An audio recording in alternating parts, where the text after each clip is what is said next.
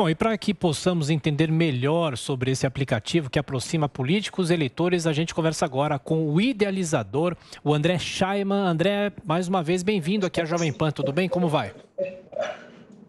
Bom dia, Thiago. Bom dia, Kaline. Bom dia a todos. Um prazer estar aqui. Obrigado pela oportunidade. Nós é que agradecemos. Bom, a gente fala em relançamento desse aplicativo. Eu pergunto, esse aplicativo faz com que a pessoa exerça a cidadania, porque cobra dos políticos. Não é só votar a cada 2 anos e deixar por isso mesmo. A pressão popular é fundamental para que os políticos atendam aos anseios dos eleitores, obviamente. Perfeitamente. O nosso aplicativo, assim como a nossa organização, que é sem fins lucrativos, ela tem como objetivo aproximar o cidadão comum da política e, ao mesmo tempo, aproximar o político do cidadão comum. A gente não se vê como um fiscalizador, necessariamente, do político, mas uma ferramenta para que o político possa utilizar de maneira a tornar o seu mandato mais eficiente e atendendo melhor as intenções e as necessidades do seu eleitor. Bom, agora a pergunta é de José Maria Trindade, que acompanha o dia a dia dos políticos em Brasília. Zé Maria. Pois é louvável toda a participação da sociedade. A Câmara dos Deputados, no ano de 2001, teve a ideia de facilitar esse acesso e criou uma comissão permanente de participação legislativa. Isso significa que a própria sociedade pode apresentar um projeto diretamente na comissão. Antes, quando um projeto era de várias assinaturas, um deputado assinava só para garantir a tramitação. Agora pode entrar para esta comissão participativa. Acontece o seguinte, que não é por falta de projetos que o Congresso, as câmaras de vereadores e assembleias não votam e não melhoram a vida das pessoas, mas falta de defesa. Eu queria perguntar sobre esta relação, que eu considero um divórcio, uma separação entre sociedade e político. Como fazer esta união de vontade social e político na defesa dos projetos, não só a apresentação, mas a defesa dos projetos? Perfeitamente. Eu entendo que no nível federal nós temos mais informação. No nível municipal, estadual, eu acredito que a gente consiga, o aplicativo ele acaba exercendo uma função que hoje as próprias câmaras e assembleias não ofereçam. Eu acho que o Brasil ele tem um grande problema, que é a gente não lembra em quem a gente votou, né, nas últimas eleições. Isso, 80%, se você pega uma pesquisa, 80% das pessoas não sabem, não lembram quem votou, e eu brinco que os outros 20% estão mentindo por vergonha, né? E, ao mesmo tempo, o que acontece é que a gente não tem o hábito de acompanhar, né? A gente só vai se lembrar novamente sobre política daqui a 4 anos, quando há novas eleições. Então, o nosso aplicativo ele tem como objetivo, de um lado, fazer com que a relação do político ele consiga exercer um gabinete, que o gabinete dele se torne mais eficiente. É uma ferramenta que auxilia os políticos a acompanharem demandas e prestarem contas à população. Da mesma forma com que a gente permite que o eleitor passe a acompanhar o que está sendo feito pelo seu político eleito. E, ao mesmo tempo, tem algumas funcionalidades que a gente percebe que tem grande utilização já nesses primeiros 3 meses. Por exemplo, no nível municipal, nós temos uma ferramenta que é notificação de problemas. Nos últimos meses, nos últimos 3 meses, já tivemos quase 100 mil notificações de problemas sendo abordadas no aplicativo, ou seja, pessoas que estão com algum problema na sua cidade, na sua rua, e que não conseguem resolver através da prefeitura, em algum momento eles têm que ter alguém a quem recorrer. E são os nossos vereadores, que são as pessoas mais próximas que nós temos para nos representar no nível municipal. Então, esse aplicativo permite essa função, por exemplo. Ao mesmo tempo, no nível federal, nós temos a funcionalidade de sugestão de emendas parlamentares que vem sendo utilizada de maneira ampla, como o exemplo que a gente viu aqui pelo deputado federal Rigoni. Então, dessa forma, a gente acredita que numa ferramenta que seja muito... onde as pessoas já estão habituadas, que parece muito com uma ferramenta social, um Instagram, um Facebook, que as pessoas já estão habituadas a usar, a gente consiga atrair a atenção das pessoas, porque é só assim que a gente vai conseguir fazer um país melhor. Não adianta a gente ficar pensando a cada 4 anos, não lembrar em quem votou e depois não saber o que cada político que a gente elegeu está fazendo. Então, o aplicativo tem essa ambição, é um trabalho árduo, mas a gente acha que vale a pena fazer uma iniciativa como essa. A gente vê os números crescendo, já estamos com mais de 500 políticos usando a plataforma, com quase 500 mil usuários em apenas 3 meses de utilização e de lançamento. Sim. Então, a gente está otimista com as possibilidades futuras. André, agora a pergunta de Paulo Figueiredo.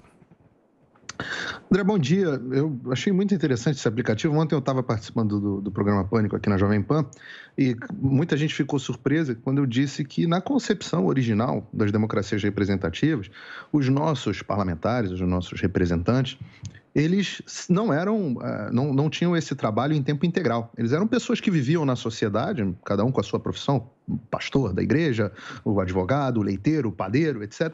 E eles eram convocados de tempos em tempos para representar o povo nas suas votações. Dessa forma, você mantinha... Em alguns lugares ainda é assim, tá? No Texas, por exemplo, aqui nos Estados Unidos ainda é assim.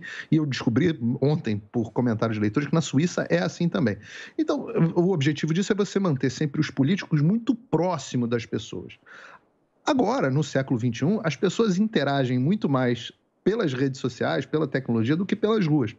A minha pergunta para você é a seguinte: você acha que ideias como essas do teu aplicativo, elas devolvem a representatividade e a proximidade do povo aos seus representantes? Eu acredito que essas ferramentas elas estimulam a participação das pessoas, né? Eu vejo que as pessoas estão muito desinteressadas pela política. Quando a gente olha as pesquisas, principalmente o público jovem, grande parte não está interessado nos assuntos políticos. E esses assuntos são os que vão definir os rumos das nossas vidas. Então, eu acredito que não é possível que a sociedade avance sem uma participação efetiva da população. Você falou dos Estados Unidos, lá você tem a questão dos distritos, né? A gente acredita que o Tem Meu Voto, principalmente no nível municipal, ele pode exercer um pouco dessa participação distrital, né, da cidade, porque a gente fica falando, às vezes, do âmbito federal, mas isso, muitas vezes, a gente não consegue enxergar o impacto disso direto no nosso dia a dia. Enquanto no nível municipal, a gente vê qualquer medida que seja tomada, o impacto no dia seguinte nas nossas vidas é percebido. Então, a gente acredita que o aplicativo ele tem essa possibilidade de trazer o interesse das pessoas. E, para isso, a gente também precisa de veículos como a Jovem Pan, que deem espaço para a gente. Eu tenho percebido muita dificuldade de espaço nos últimos tempos, principalmente na época da eleição, em que nós tivemos o aplicativo, mas o site, né, que a gente tem dois momentos da nossa organização. Um momento onde a gente tem um site que ajuda as pessoas a acharem candidatos que sejam alinhados com as suas ideias, né? Você vai achar um candidato que tem um alinhamento, a gente ficou conhecido como o Tinder do voto na última eleição. Exatamente achar o candidato que tem a ver com as suas ideias e com as suas vontades. Uhum. E, depois disso, acompanhar o que esse político está fazendo. Então, eu acho que é muito importante que a gente tenha consciência da necessidade de participação para que a gente possa construir uma sociedade mais forte e mais responsável, porque, no final, as atitudes desses políticos vão definir o futuro das nossas vidas. Uhum. André, para a gente fechar, existe alguma ferramenta nesse aplicativo, algum filtro que verifica a identidade desses usuários para ver se são de verdade mesmo e as informações ali prestadas pelos políticos? E também, para finalizar, como que faz para baixar? Quais informações são necessárias? O aplicativo é gratuito? Qualquer pessoa, seja do lado do eleitor ou do lado do político, ele pode entrar nas lojas da Apple ou na loja Android e o aplicativo ele está à disposição.